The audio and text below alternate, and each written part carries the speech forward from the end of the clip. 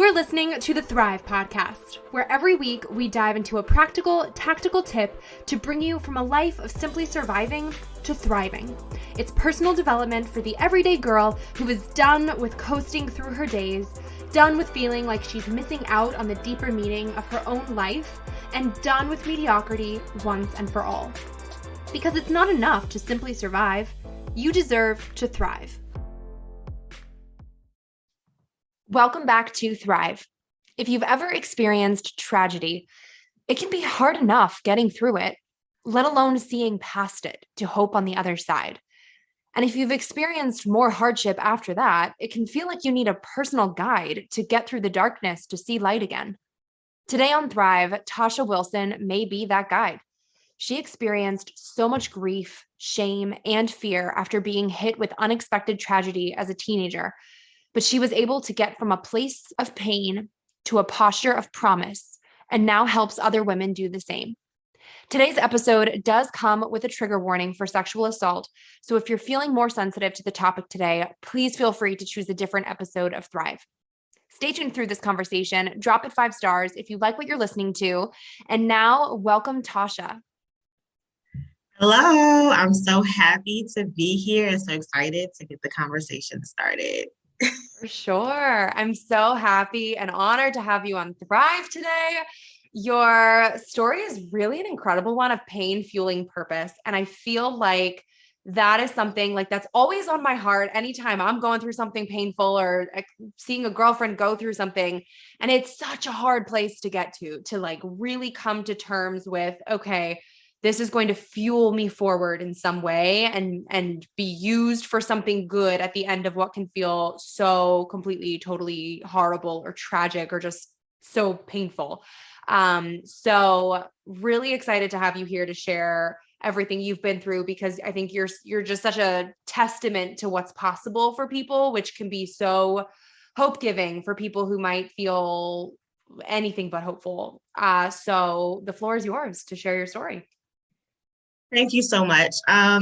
It's so funny because every time I share my story, I'm like, wow. Because it's like when you're in the moment and you're actually going through the process, you don't realize what things look like once you overcome certain things. And so for me, my life as I knew it always, was transpired by pain. And after a while, I believed that narrative. I just felt like, you know what?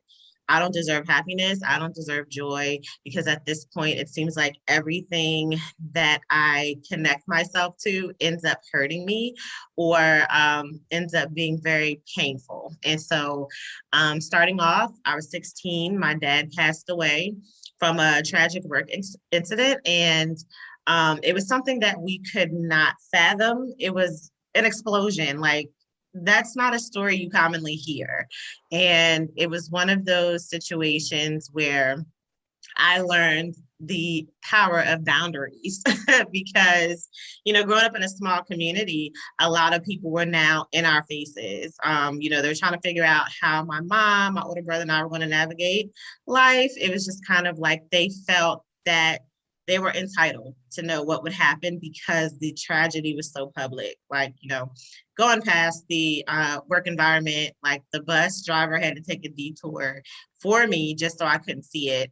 Being on the front page of the news, being in, certain local news centers and things like that. It was just a lot happening at one time. And at the age of 16, it happened really fast. So I'm trying to figure out and process the fact that the last time I saw my dad was the night before because he would leave very early in the morning. And then I'm trying to figure out, should I be sad? Should I be angry? What am I supposed to do? And then it's like, well, what does life look like now that he's not here? Because I don't know what that feels like. And so dealing with that on top of everyone else, it was a lot. And so then I went to college as a way to escape. A lot of people think that I kind of went because I had good grades, which was true, but that's not why I left. I left because I wanted to go somewhere where nobody knew me, nobody knew my backstory. And so for me to get hit a year and a half later with the sexual assault, it was just like reliving the pain all over again that I once ran away from. And so I was sexually assaulted by a guy who we shared mutual friends with. And for me to know that he premeditated it was very disheartening for me. It's like you just have this plan that this is what you're going to do.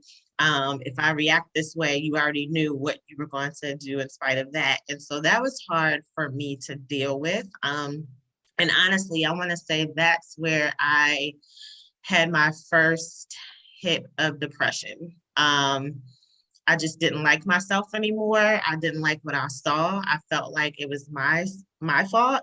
I felt like I was responsible for what happened. I felt like, maybe I presented an image for him to think that it was okay. So I went through all of these thoughts of shame, guilt, you name it. Every mirror in my apartment I tore down because I didn't recognize who I was anymore. And it was a secret that I carried for a while. And so I'm like in toxic relationships because of it. I feel like, I didn't deserve anything better than that. I just shunned away from everyone. I just felt like I didn't deserve, friendships, or any type of love or anything that was just positive. I just felt like I deserved to be by myself or in isolation or, accepting the bare minimum with everything else. And so my demeanor changed. I started wearing big clothes to cover up my body. I started, covering my face a lot because I was just embarrassed. I felt like I got another label added to my life. Like the first label was, oh, that's the girl whose father passed away. And now I have this label of, oh, that's the girl who was sexually assaulted. And so I just felt like my identity was enwrapped in my experiences. Yeah. Mm. And well, first off, thank you for sharing all of that. And I'm already on the edge of my seat just listening to all of this because you have clearly now you're, as they say, on the other side and have so many other messages and stories to share there. But now my first thought is like, holy crap, how did you get past all of it? Because everything you said is, I think, so spot on, where you were just, you're hit and then you're hit and you're trying to break out, but then you're hit again. And I'm sure there's people listening who can relate to that and just feeling like, man, can't I catch a freaking break? And really just falling into a depressive spiral, because at that point, how the heck can you not? Because like you said, you were so young and had so much thrust upon you, where, wow, to get out of it all really must have required so much intention and so much just specific dedication to get out of it. Because if you just would have sat back and let the world hit you, I mean, clearly it was hitting you and it was doing its damnedest to keep you down. So what what came next? Like how on earth did you at what point did you get to where you were like, you know what, this is not who I am and what has to define me. I'm going to do something about this. And how did you get yourself to that point of being able and willing to recognize what had happened, but B, being able and willing to kind of take ownership of it yourself, to do something to head in a different direction for yourself? Yeah, so the caveat to all of this is that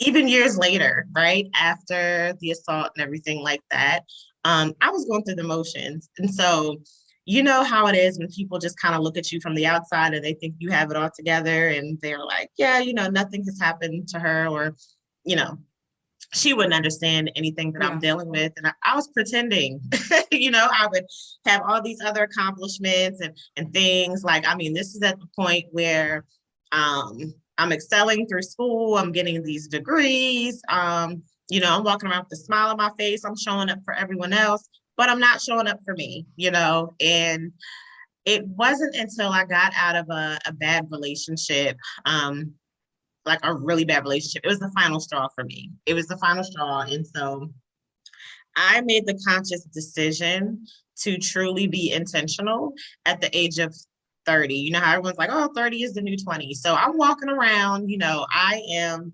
suffering in silence in these relationships. And, it was really bad. And so I got to the point where I'm like, am I going to continue to live life like this, or do I really want more for myself? Like, I just don't feel good. And it just really felt heavy carrying the baggage from relationship to relationship, and not really addressing what was going on. And so I said, you know what? I'm giving myself to everyone else, the self that I barely don't have the capacity to give. But at the end of the day, what happens to me? What legacy will I leave? What will that look like? And so after that last relationship, I was like, you know what? I'm not going to be with anybody else. I really need to work on me. I really need to figure out why I'm accepting this shame and guilt for something that I did not cause. I need to figure out why I still harbor unforgiveness regarding my dad's death. I need to get to the root of why abandonment is really fueling my decisions in life. And so I told my best friend, what was going on. And she noticed things were different anyway with me, but she wanted to wait until I was open and honest and ready to share. And that's what I do appreciate. And so even though she knew about the sexual assault, she didn't know how much it still triggered me until I said, I'm ready for something new. I'm just ready to do life differently. And so I got intentional about doing the inner work. And I said, okay, Tasha, you need to really do some self-examination. Like, what is going on? Start with the things that really hurt you. And the only way that you can actually start healing is if you discuss them. Because if you keep burying them, nothing is going to change. And so that's what I had to do. I had to really get back to, who was I before my father passed away? Who was I before the sexual assault? And remember that young girl that I neglected. Yeah, that's so good. I think sometimes it's even harder because we go through certain things, and when we are defined by if you forget what it feels like to not be defined by something, I think it almost ends up, we almost struggle even more unpacking certain things and letting certain things go, because for as much as it hurts and for as much as we want it to be different, we also don't necessarily know anymore what it feels like to not be that. And then on top of that, it's almost like the discomfort that we're in and the pain that we're in, it's not comfortable, but it's familiar. And having to unpack it all means, yeah, we might feel lighter, but we still might not recognize who's looking back at us in the mirror. And that can be really freaking scary too, because we're like, all right, it's lighter, but who the hell am I? Yeah. So I think that was that's also something just to remind listeners of too, is you have permission to start unpacking what you're carrying around, and it doesn't have to be heavy, and it doesn't take away everything you went through, and it doesn't invalidate your feelings. It just means that you are allowed to not carry such a heavy load anymore, and that's okay.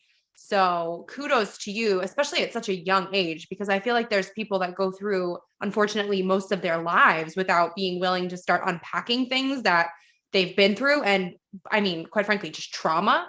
So good for you for, I mean, at such a young age, especially being like, you know what, I'm worth it. And it's okay to start healing from everything. Yeah. Thank you. Yeah. I mean, I think it's interesting too, because we won't demand respect from others if we can't accept respect from ourselves. So what advice can you share on assessing your personal self-worth, or really kind of more importantly, like where you stand on viewing yourself, where you can honestly see there may be holes that need healing, especially because you said, you took down all the mirrors and you were like, I don't recognize myself. So if someone's listening and they're maybe not quite sure or not really seeing how negatively they're viewing themselves and how they're personally internalizing everything, how can they begin to kind of see where the holes are to start letting some light in?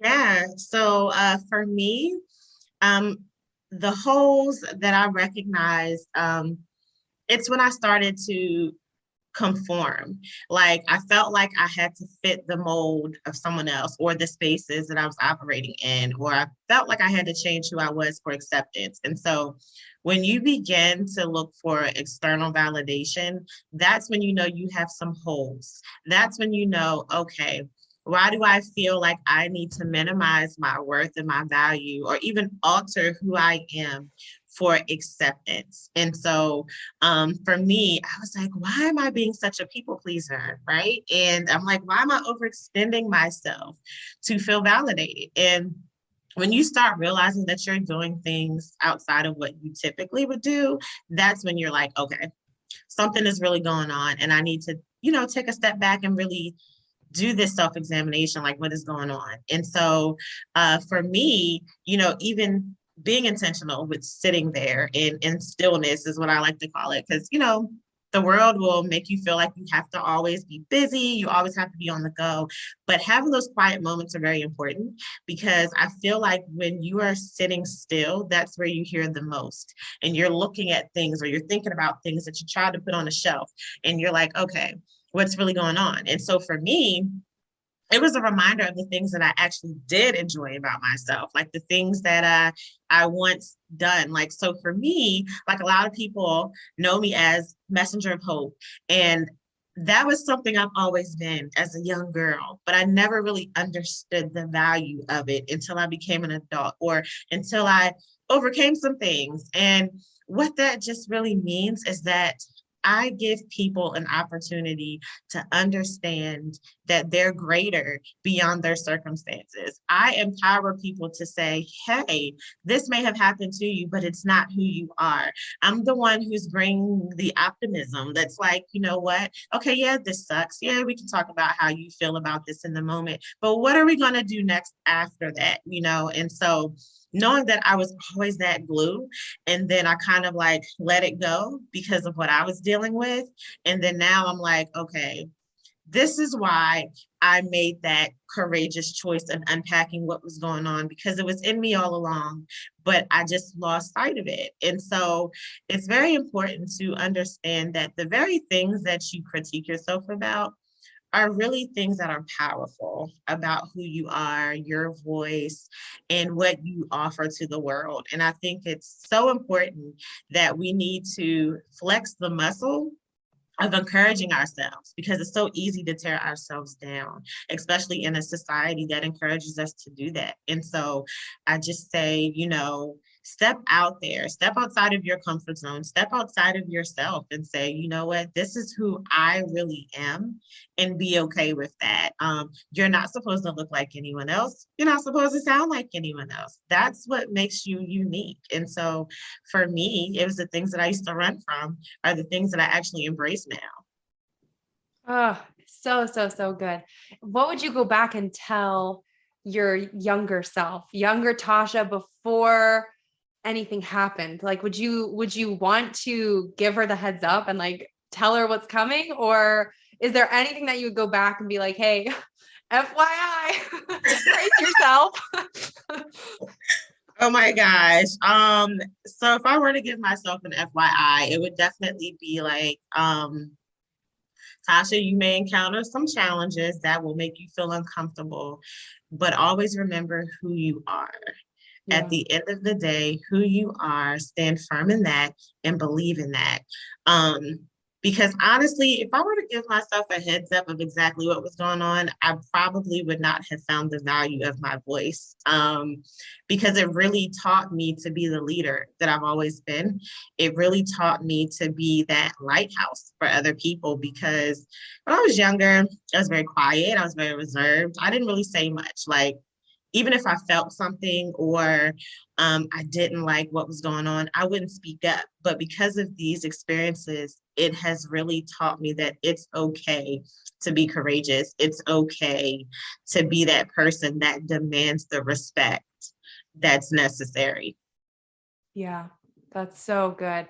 I know you also talk a lot about fearlessness, and I would love to hear what that actually means to you because I feel like everybody defines fearless totally differently. Yeah. And I don't think anymore it has come to be living without fear totally. Like I think it's evolved in such a beautiful way, and how we view it and how we take it into everyday life. So as you move forward with the rest of your life and help so many other women do the same, what does that look like for you? Yeah, so fearlessness for me really looks like transforming pain into power.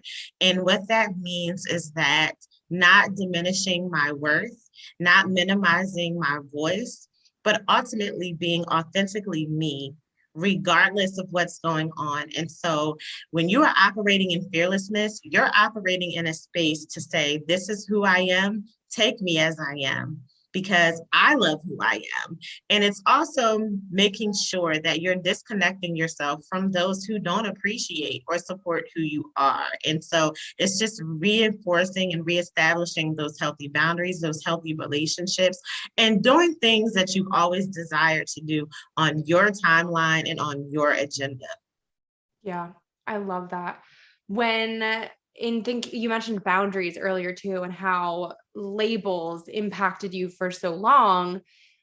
How, when you made the decision to open up to your best friend and kind of start opening up about what had happened to you, did you do anything differently or think differently or say anything specific to kind of help not have labels put on you? Or did you just not care if labels were put on you because you were defining yourself differently at that point? Like, what was kind of your thought process moving forward from that? Because obviously that had been such an impactful thing. I mean, you intentionally went to college elsewhere so that you could not be the girl with the label.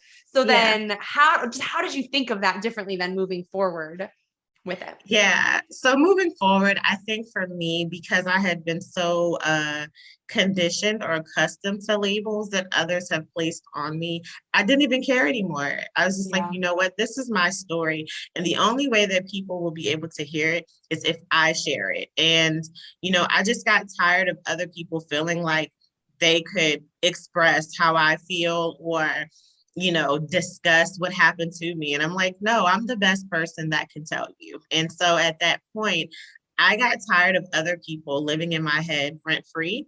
And so I'm like, I'm going to share my Yes. story. And what you think is what you think. That's your level of perception. But I know who I am deep down inside. And I know that with me telling my story, it's becoming more freeing instead of me hiding behind the labels that I've gave other people permission to give me. Yes, I just got goosebumps. That's so good. You just took control of your own narrative and said the Yeah. fluid everybody to everybody else. Ugh. Yeah. It's so hard though. I think that's the thing for it can be difficult before you take that first step of taking it back, because there are so many questions that can run through your head or so many doubts or what ifs. And I think it's just really encouraging and empowering to hear you share your story with that, because it's like that gentle reminder that you take the step and it's worth it, because it will come into place. And it even if you might not feel as empowered and you don't have all of the strength when you make the decision, it comes to you as you continue to make that decision over and over again, that this is who I am, this is who I am, and this is what I stand for, and this is what I accept, and this is what I don't. And it's like every time you make that decision inside, it's like a little boost of like, yep. And like everything else kind of starts to diminish around you as you kind of are boosting yourself up instead. And I feel like that's just I'm a visual person. So I'm like, I've got a really good visual in my head, what that looks like for everyone, because it's not something that I feel like you need to have figured all out ahead of time, because I think a lot of times you won't. So you kind of just have to be willing and courageous to take that first step and trust that you will figure it out along the way.